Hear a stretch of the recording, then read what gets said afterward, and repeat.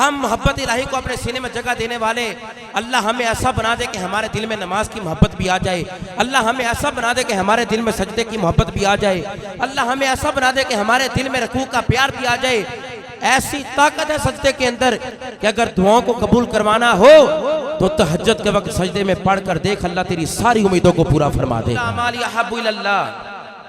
सिहाबी रसूल बारगाह मुस्तफ़ी में अर्ज करता है, आका आप इरशाद फरमाएं, अल्लाह को सबसे ज्यादा कौन से अमाल पसंद हैं? अल्लाह के नज़दीक कौन से महबूब अमाल हैं? फरमाया अस्सलातु लिवक्तिहा, वक्त पर नमाज अदा करना मेरे खुदा को पसंद है।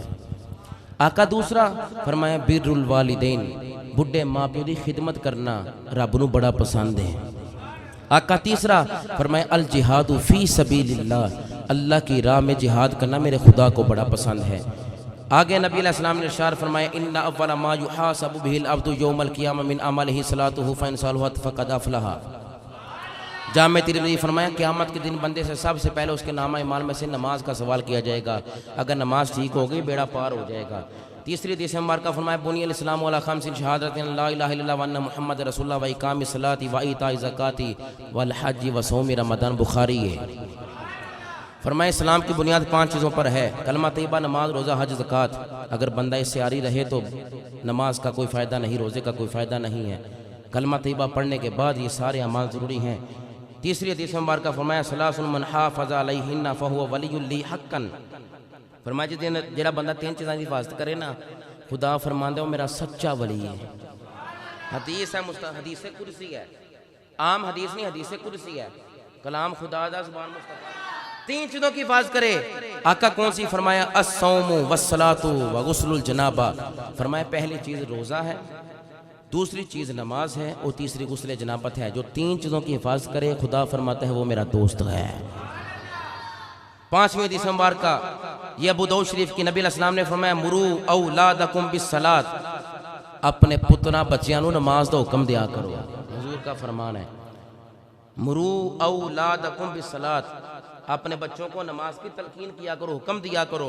जब वो पहुंच जाएं 7 साल को तब नमाज का उनको हुक्म दिया करो। जो 10 साल के हो जाए, 7 साल के हों तो नमाज का आर्डर करो कि पुत्र नमाज पढ़ो, मेरी बेटी नमाज पढ़ो। ये वालिदैन को हुक्म दिया जा रहा है अपने बच्चों को कहो नमाज पढ़ा करें। और जब 10 साल के हो जाए मार के पढ़ाओ। और फरमाया वफ़र्रिक़ू बैनहुम फ़िल मदाजी, जो 10 साल के हो जाए उनका बिस्तर भी लैदा कर दिया करो। ये मुस्तफ़ा की हदीस है। नमाज अदा करने के बावजूद भी कुछ ऐसे अफराद हैं जिनकी नमाज कबूल नहीं होती। अल्लाहु अकबर कबीरा, हदीस पाक है। डरना चाहिए खुदा से। ज़ौक़ अपनी जगह, मोहब्बत से आप आते हैं इसलिए आपके ज़ौक़ को पूरा करता हूँ, मगर ये बातें ज़रूरी हैं। नमाज अदा करने के बाद भी दर्जे कबूलियत को नहीं पहुँचती नमाज। 10 बंदे ऐसे हैं। आका कौन से? फरमाया जो तन्हा नमाज पढ़े और बगैर किरात के पढ़े उसकी नमाज कबूल नहीं होती। दूसरी फरमाया नमाज पढ़े और ज़कात ना दे, ऐसे बंदे की नमाज कबूल नहीं होती। तीसरा फरमाया गुलाम जो भागने वाला हो उसकी नमाज कबूल नहीं होती। चौथा फरमाया शराब पी कर नमाज पढ़े उसकी नमाज कबूल नहीं होती, शराबी आदमी की नमाज कबूल नहीं होती। 5वां फरमाया जो जुल्म करके नमाज पढ़े उसकी नमाज कबूल नहीं होती। आज हम क्या करते हैं? हम जुल्म को जुल्म नहीं समझते। 6ठा फरमाया वो औरत जो ओढ़ने के बगैर नमाज पढ़े, अपने आप को छुपाने के बगैर नमाज पढ़े, बड़ी चादर लेकर नमाज ना पढ़े, उसकी नमाज दर्जे कबूलियत को नहीं पहुंचती। पढ़ती है वो मगर दर्जे कबूलियत को नहीं पहुंचती। 7वें फरमाया जिसकी नमाज उसे बेहयाई और बुराई से ना रोके उसकी नमाज दर्जे कबूलियत को नहीं पहुंचती। अगर देखो आज हमारी नमाज हमें झूठ से ना रोके, हमारी नमाज हमें शराब और अल्लाह माफ़ करे वालिदैन की नाफरमानी से ना रोके, तो उस नमाज का कोई फ़ायदा नहीं है। 8वीं फरमाया जो लोगों को जमात तो करवाए मगर लोग उसके पीछे नमाज पढ़ना पसंद ना करें, उस बंदे की नमाज नहीं है। 9वीं फरमाया औरत इस हाल में नमाज पढ़े कि उसका खावंद नाराज है, उसकी नमाज नहीं, दर्जे कबूलियत को नहीं पहुंचती। और फरमाया नाजायज़ मुनाफा सूद खाकर रब की बंदगी करने वाला, ऐसे बंदे की नमाज नमाज ही नहीं है। यहाँ पर इमाम हसन बसरी का कौल याद आया। आप फरमाते हैं, ऐ इंसान सुन, अगर तेरी नमाज तुझे बेहयाई और बुराई से ना रोके, अगर तेरी नमाज तुझे बुराई की तरफ जाने से ना रोके तो तू नमाज ही नहीं है, तेरे दिल में नमाज की मोहब्बत ही नहीं है।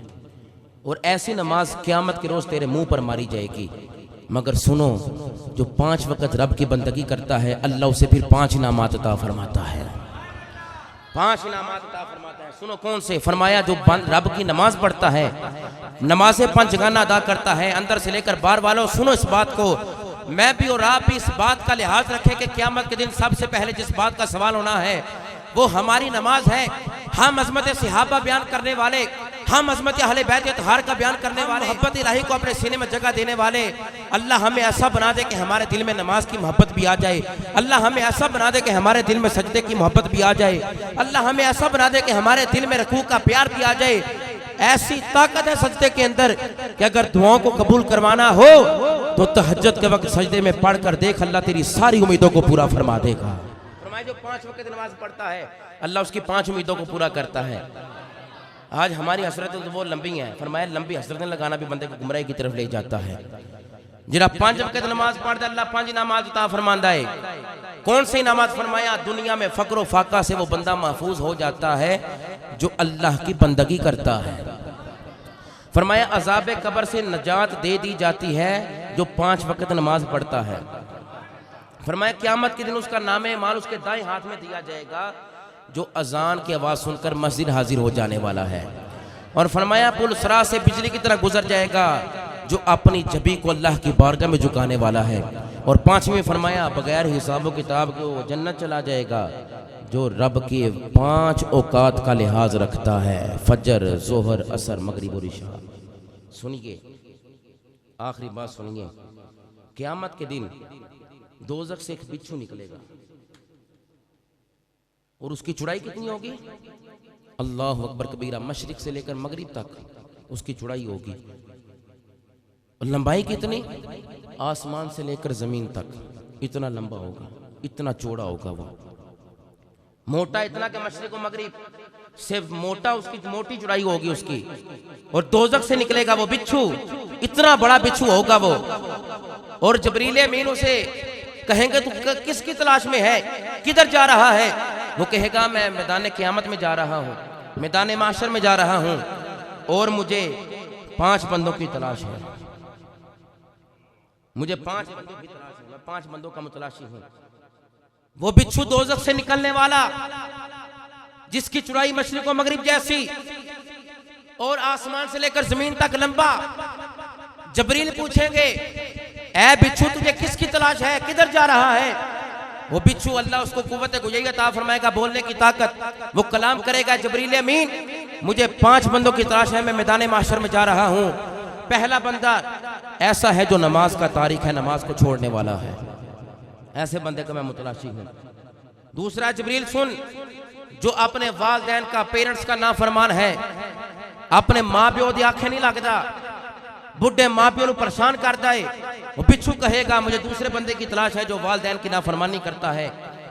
बिच्छू कहेगा जबरील अमीन तीसरे बंदे की मुझे तलाश वो है कि जो अपने माल की ज़कात अदा नहीं करता, सदका तो खैरात नहीं देता। चौथा बंदा जिसको मैं तलाश कर रहा हूँ, वो बिच्छू कहेगा मशरिक से मगरिब इतना मोटा और आसमान से जमीन तक इतना लंबा, कहेगा जो शराब नोशी करता है मुझे उसकी तलाश है, मैं उसको डसूं। और 5वां बिच्छू कहेगा जो मस्जिद में दुनियावी बातें करते हैं, मैं इन अफराद की तलाश में हूं, मैं इनको डसना चाहता हूं।